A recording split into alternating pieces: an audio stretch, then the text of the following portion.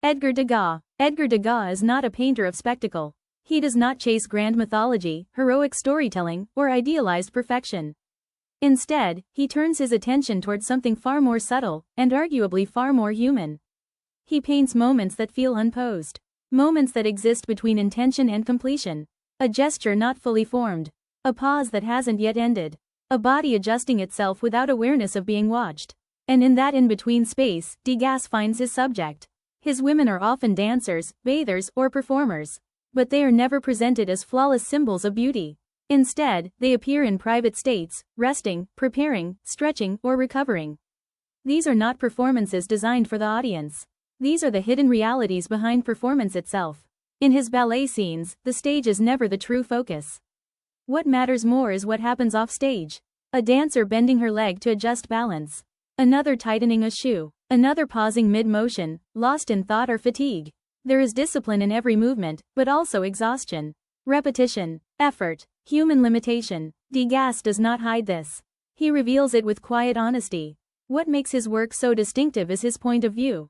His compositions often feel cropped, almost accidental, like the viewer has stepped into a room slightly too late, or glanced into a private moment not meant for display. Figures are partially cut off. Angles feel unexpected. Space feels real, not staged. This creates a strange emotional tension. We are close enough to observe, but not close enough to intrude. There is intimacy in the framing, yet restraint in the observation. We are present, but we are not allowed to interfere. Degas is deeply interested in realism, but not in the dramatic sense of storytelling. His realism is observational, quiet, almost clinical at times, but never cold. He studies how bodies actually move in space. How weight shifts onto one leg, how arms hang when no one is posing, how posture changes when attention disappears. There is no exaggeration in his approach.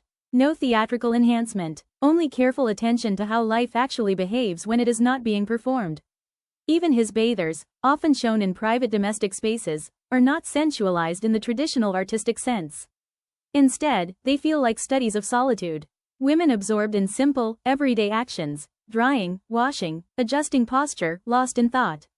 They are not presenting themselves to the viewer.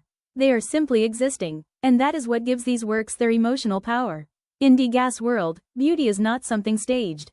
It is something observed. It appears in repetition, in fatigue, in stillness between movement. He understands that human life is not defined by dramatic moments alone. It is shaped by small, continuous actions we rarely notice. A step, a pause, a shift in weight, a breath between movements. And when we step back from his work, a quiet realization emerges. Degas is not painting dancers, or bathers, or performers. He is painting the structure of everyday life itself. The rhythm behind motion, the silence inside movement, the humanity hidden inside routine.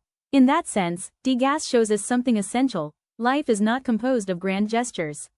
It is composed of countless small moments,